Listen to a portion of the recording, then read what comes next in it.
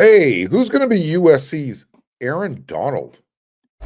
You are Locked On Trojans, your daily podcast on the USC Trojans, part of the Locked On Podcast Network, your team every day.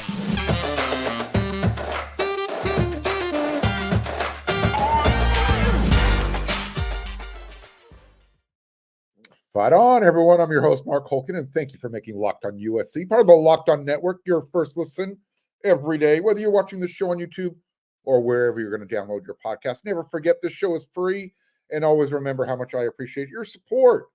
Today's episode is brought to you by FanDuel. Make every moment more. New customers join today, and you're going to get $150 in bonus bets if your first bet of $5 or more wins. Visit FanDuel.com/locked on to get started. Is there anyone on the USC roster who doesn't have your prototypical five-star NFL size that could end up, I don't know, exploding on the scene if they, do some dog work this year? Hashtag dog work. Who on that USC roster fits that description? The LA Rams, Aaron Donald, he isn't the biggest guy at the defensive tackle spot. He's listed at what, 6'1", 280 pounds, 285 on a good day after a good meal. But he's considered the best to have ever played. And if not the best, he's part of the discussion. He became just the third player in the league history to win the Associated Press Defensive Player of the Year award 3 times in his career. He's joining Hall of Fame linebacker Lawrence Taylor and soon-to-be Hall of Fame defensive end J.J. Watt. Donald has also been voted to the Pro Bowl in every one of his 9 professional seasons. He's entering his 10th year. Donald coming out of high school. Now remember, he's going to be a future first ballot Hall of Famer. Out of high school, he was a 3-star defensive line / offensive lineman. He had offers from Pittsburgh, Akron, Rutgers, Toledo, Michigan State, a few others. Pitt found that diamond in the rough. The rest is history. Here's my first candidate from USC's roster. Elijah Hughes. He wasn't the highest ranked defensive lineman. Not even close. 3-star out of the state of Virginia. When he came to USC, he arrived at 6'3", so a little bit taller, 270 pounds, a little bit heavier, not much. Again, 3-star. His offer sheet, Vatech, Maryland, Duke, Miami, they were also in on the action with USC. So he caught the eyes of a few other programs compared to Aaron Donald. In last year, Elijah, he got some early run in the regular season. He showed some flashes. According to the USC official athletic site, he ended the year with 6 tackles, 3 regular. He also had 3 assisted. Now, he had 3 of that 6. 3 came in the Holiday Bowl alone. He also had half a sack in that game. So he showed really well in the beginning of the season, and then again, obviously, real late in the Holiday Bowl when he got some run. Now, aside from having similar body styles and high school ranking, Elijah Hughes also has a motor, and that's one thing Aaron Donald has. I mean, dude is just, once the ball snapped, that dude is go. He's in constant go motion. I think you get that with Elijah Hughes as well. The dude loves to work, and Eric Henderson is going to love that. I mean, he's going to use that to get the best out of Elijah. So here's my question. Can he slide inside? Last year, he played defensive end with his hand in the dirt, and he reminds me a lot of Mason Graham at Michigan, what he grew into at Michigan. I think he could slide inside. This winter, you've been following along any of the hype videos, winter conditioning videos that USC puts out there. You might have saw him. Elijah was squatting 600 pounds. So, he's got some strength to him. So that's one candidate that I'm thinking that, maybe he's the next Aaron Donald. How about Sam Green? He was on the top of everyone's oh wow, did you see that dude list after last year's spring camp game? You know what? Then he didn't play during the season. Sam was another one of those under the radar 3-star prospects that USC found. 6'1", 270 pounds out of high school. His offer list besides USC, Buffalo, Towson State, Penn State, Texas A&M, and a few others as well. He played rush edge, the edge position in Alex Grinch's defense at USC. And again, I'm comparing guys to Aaron Donald's size. I want to make sure I'm making that really clear what my argument, what my rationale is. I know that Antonlynn, USC's new defensive coordinator, he likes bigger guys on the outside end spots. Guys like, Braylon Shelby, DJ Peavy, Anthony Lucas, Nate Clifton transferred in, Cameron Fountain, Jade Abasari. These are guys that he's been recruiting. So one of my sources close to the team said, right now, Sam Green, he's looking big and strong, and he's also bought in. So I don't know if that was exactly what caused his non-playing time last year. You might remember I've told the anecdote about him, so I'm not going to bring it up again. Nevertheless, if Sam is all bought in, he's getting to practice early, doing all the right things. Is he one guy? For those of you who are saying, dude, Mark, Sam is way too small to play inside. He's a speed guy from the outside. Let me remind everybody what Coach Riley said last spring. Yeah, he was one of the surprises of spring. Not necessarily that he wouldn't play well, but we recruited Sam thinking he'd probably be in that field defensive end to the 3 technique world. Hand in the dirt, both spots. And when he came in, we got a chance to obviously be on the field with him and kind of see where he was from a body-wise standpoint. You get to really see him athletically, and he ended up being a little bit better fit for us at rush, which was honestly, again, it was a little unexpected. But as we watched him in the offseason, it made the most sense. We moved him there, and he did a great job. Like I said just a minute ago, he redshirted in 2023. So is this his tryout camp, kind of like what I talked about on yesterday's episode of Locked On USC? So who do you think could be a diamond in the rough that Coach Henny, Coach Nua can turn into another Aaron Donald? Eric Henderson, Sean Nua. Look, these guys are not lacking for guys with ability.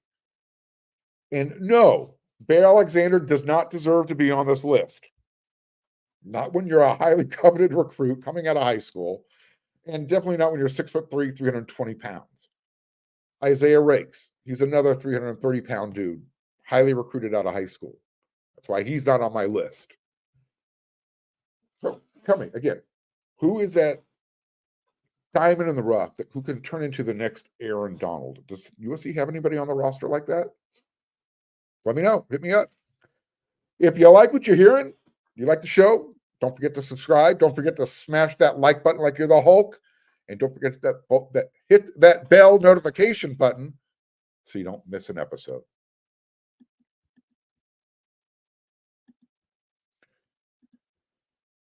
Passion, drive, and patience. What brings home the winning trophy is also what keeps your ride or die alive. eBay Motors has everything you need to maintain your vehicle and level it up to peak performance. From superchargers, roof racks, exhaust kits, LED headlights, and more, whether you're into speed, power, or style, eBay Motors has got you covered. With over 122 million parts for your number one ride or die, you'll always find exactly what you're looking for. And with eBay Guaranteed Fit, your part is guaranteed to fit your ride every time or your money back. Because with eBay Motors, you're burning rubber, not cash. With all the parts you need at the prices you want, it's easy to turn your car into the MVP and bring home that win.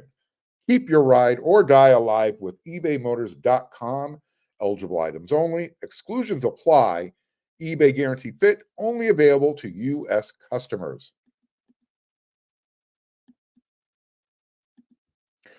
Locked On has launched the first ever national sports 24/7 streaming channel on YouTube.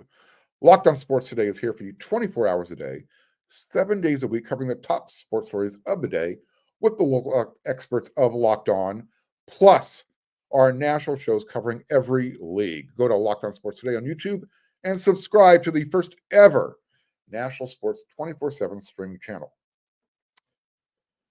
Shakespeare wrote Hamlet, who asked, to be or not to be? Concerned. He was concerned, and that is the question. What happens? Well, he was concerned about what happens after death, which is a bigger concern for the USC offense in 2024. Is it a quarterback? No, not in my opinion. Miller Moss, he's got the quarterback spot covered. And behind him is Jaden Mayava. He's looking to, unseat the incumbent. Pretty confident with the wide receiver room. It's a young group, but it is uber talented. I mean, Zachariah Branch, Deuce Robinson, Makai Lemon, Jacoby Lane. Those are the 4 young guys that are ready just to take over. It's their time. And you got the vets like Kyron Hudson. You have the transfer, Jaden Richardson. You also got a bunch of tight ends that Riley better use in 2024. So before I explain why I'm concerned with the running back room, I'm going to take a drink of water here. All right, now I'm going to tell you why I'm more concerned with the running back room. But before, let me tell you why I'm not more concerned about the offensive line. And you'll understand why the running back room is the group I'm concerned about. It has to do with depth and recruiting. Recruiting offensive line guys who are still with the program. Here's my starting O-line, my starting offensive line. If USC rolls these guys out, plus the guys behind them, I'm good. Elijah Page, starting left tackle. Emmanuel Prignon, left guard. Jonah Monheim, starting center. Alani Noah, right guard. Mason Murphy, right tackle. Here's offensive line 2. You can find your guys out of these groups, but you got Amos Talalele, Micah Banuelos. You got, don't forget, a healthy Gino Quinones coming back, who might slide up to 1. You never know. Tobias Raymond. Killian O'Connor at center. We've got depth. USC's recruited very well at offensive line. So again, if I'm showing any concerns, I got to go with the running back room. And again, it's not because of the lack of talent and not because of how young and inexperienced the group is. It has to do with depth. 3 out of the 4 scholarship running backs are freshmen or second-year guys, plus Joquavia Smart. So you have Quentin Joyner and Marion Peterson. I consider them redshirt freshmen, even though, in fact, I think they are going to be redshirt freshmen. They didn't play enough to move into the sophomore category. You've got true freshman Brian Jackson, and then your 4th scholarship running back, Woody Marks, the transfer from Mississippi State. So my concern is depth. That's 4 guys. And 3 of them, let's face it, they're unproven. Talented, all 4 of them. 3 of them unproven. Unproven insofar as they barely played. Or in Brian Jackson's case, he hasn't played at all at the college level. I'm actually really excited to see how Coach Riley uses his guys this year. I think I've mentioned this on a previous episode of Locked On USC. This is a play action team with a running back coming out of the backfield like Marks, who, by the way, really good pass catcher out of the backfield. He's got nearly as many receptions as the returning USC wide receivers. I think he's got like 214. You got 230 combined between all the USC receivers returning. A grip of big athletic tight ends. That does not include Lake McRee right now, who is rehabbing. I want to get him into that group, but until I hear, all right, Mark, he's on the track, he'll be ready to go in fall camp, I'm not going to put him in that group, although he's going to be USC's best tight end when he's healthy. USC's got a lot of big young guys. So again, I think this is a play action team. So please, Coach Riley, in your play calling, you're one of the best out there. Get into your bag like you did at Oklahoma. Use the tight ends. You got to take the load off the running backs this year. You can't afford to lose any running back to an injury, which kind of makes me wonder, what if Coach Riley reverts back to his non-running game, play calling, quote unquote, shtick like he did last year? He got away from it too often. I bring up that Utah game because when it baffled everybody who was watching. He had a Norm Chow moment in reverse. USC was running at will on Utah in the first quarter. 100 yards. Utah had no answer. And then Coach Riley stopped calling running plays in the second quarter. He didn't even make Utah adjust. He adjusted for them. And when I say he had a Norm Chow moment in reverse, I go back to the USC triple overtime loss at Cal when it was just dump Mike Williams slant all the way down the field. They got to midfield. Norm Chow said, you know what? Let's just start running the ball. And they settled for a field goal to go to overtime. Hello? What went wrong? Anyways, I digress. Look, I'm looking, like I said, I'm really excited for this offense. It's new, it's fresh. Miller Moss, young running backs, new offensive line with some returning talent to anchor it. Jonah Monheim. Mostly, again, you got Gino Quinones, Mason Murphy. This is your year. You got to step up now or step aside. I love the man. Watched him in high school. I enjoyed watching, doing the off-season big man camps with Giant Skills. He's got everything he needs. He just needs to be consistent. And Mason will be the first one to tell you that. So like I said, I'm looking forward to this offense. I'm not concerned about the offensive line. I'm more concerned about the running backs just because of the lack of depth. You can't afford to lose anybody there this year. So because I'm so excited, I'm curious. I'm looking forward. I'm going to ask Coach Riley the same question that I asked him last year after the Arizona game. And I'll pick my spot. What is this year's offensive identity? Last year, I asked him halfway into the season. Again, I asked him, it was after an overtime win at home against Arizona. Maybe he was a little short at the time. Maybe the game didn't go precisely exactly the way everyone anticipated. That it was right around that time when everyone was like, all right, USC's going to have some problems this back half of the season. So if you remember, I asked him the question, what's your offensive identity? Are you a passing team? Are you a running team? No one really knew. The face of the team was Caleb Williams. His answer, we're the number one scoring offense in the country.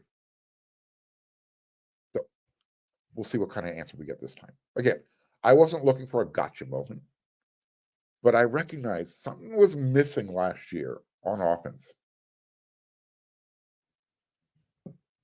All right, so we'll see.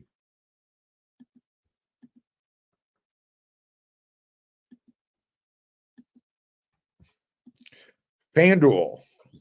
Get your buckets with your first bet on FanDuel, America's #1 sportsbook. Because right now, new customers, you're going to get $150 in bonus bets with any winning $5 bet. That's $150 if your bet wins.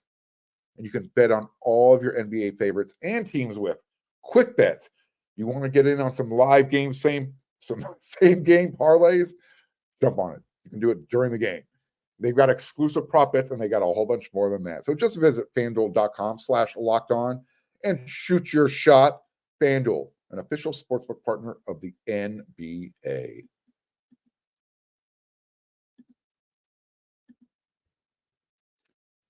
I got an update for you. There's a new leader in the running backs coaching race, allegedly. We're hearing that TCU running backs coach Anthony Jones may be the front runner. taking over for the vacated spot from Coach Kiel McDonald. Reminder, just so everybody know, he's the new LA Chargers running backs coach under Jim Harbaugh. So I'm thinking that Garrett Riley gave big brother, Coach Lincoln Riley, a call and said, hey, bro, I know a guy. For those of you who aren't aware, Garrett Riley was the offensive coordinator at TCU the year that they got their butts whooped in the national championship game against Georgia. That wasn't on Garrett Riley. That wasn't a dig at Coach Garrett Riley, not in the least. That was a really good Georgia team. But he is now the offensive coordinator at Clemson. So if this is going to be the new running back coach, hopefully an announcement comes sooner rather than later. USC opens spring camp in 19 days, March 19th. If you're watching this episode of Locked on USC, it's the end of February, last day today. Now, I understand that most concepts are universal, but the language is different, and it's usually different, when you go from one playbook to the next. So I think it would be cool if the new guy had a few minutes, kind of get acquainted with the new playbook, learn the language, the verbiage, kind of get an idea of what Lincoln Riley is looking for. Work hand in hand with Coach Josh Henson, the quote-unquote offensive coordinator, run game coordinator. Again, watch some film, break bread with the team, kind of get to know everybody before it's time to get spring camp. Just saying. Might be good. Get started sooner rather than later. I think one thing is for certain. Coach Riley likes running back coaches that are from Texas or like to recruit Texas. Anthony Jones is one of those guys, and he can also develop NFL running backs. He's got a bunch of those dudes playing in the NFL. If TCU's Imani Bailey gets drafted in April, and most anticipate he will, it will mean Anthony Jones will have coached 6 NFL draft picks over the past 6 seasons. Yeah, that'll get it done. Plus, he also had a free agent signing that made an active roster. Before Bailey, Jones helped Kendre Miller into the 3rd round of the 2023 draft. The last TCU running back to be taken in the draft was in 2009. Jones also helped 4 Memphis Tiger running backs get drafted in 3 years. So from 2019 through 2021, Anthony Jones has his finger on 3 NFL running backs. And before that, D'Angelo Williams, a 1st-round pick in 2006, and then the next most recent Memphis running back to get drafted. You got to go all the way back to 1985. So, you guys got a pretty good resume. Now, what I did, I checked with a Texas source if they knew anything about this, and his initial response was, whoa, wow. So he was surprised that he was even interested in the job.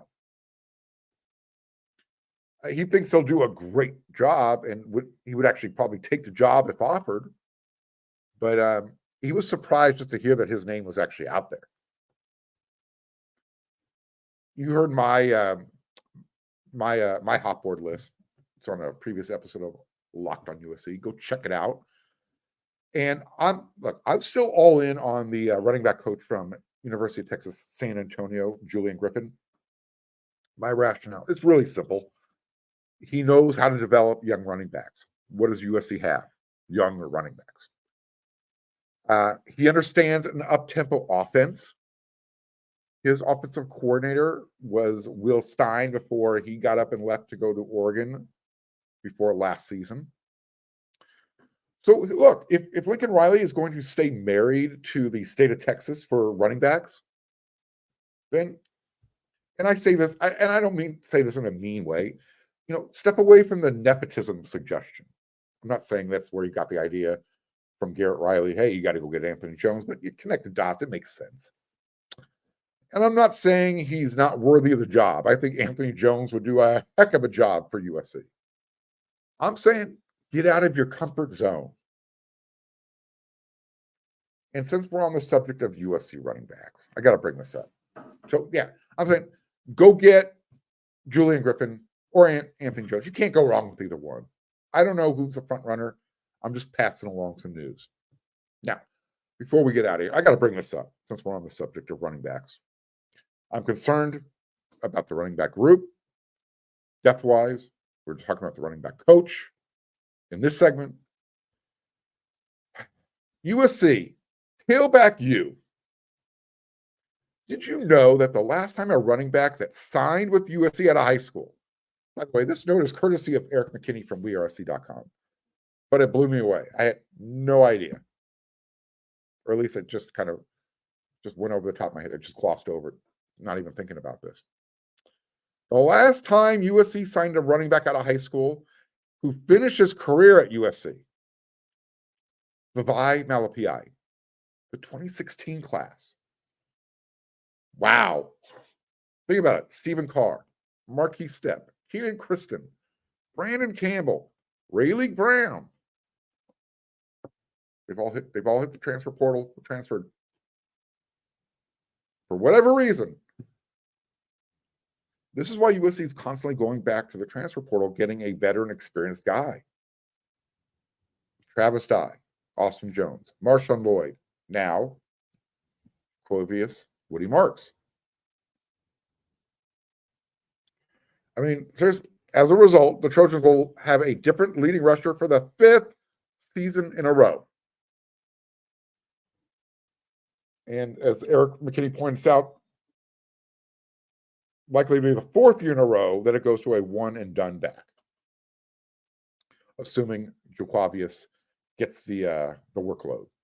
And again, until Quentin Joyner and Marion Peterson and Brian Jackson say, hey, you know what, Woody? Step aside. I think you got to go that way. So to be or not to be concerned, that's the question. Hey, on tomorrow's episode of Locked On USC, I'm going to have my Friday rant. And you know why recruiting rankings and why name, image, and likeness evaluations are dumb? Because people take them way too seriously. And I'm going to explain why in tomorrow's episode of Locked On USC. So, everyone, when you're done making Locked On USC your first listen every day, your team every day, part of the Locked On Network, you're then heading on over to WeAreSC.com. I need you to take advantage, if you're a new user, $1 subscription special. But here, you get everything for free. So until tomorrow's episode, everyone, you know what to do.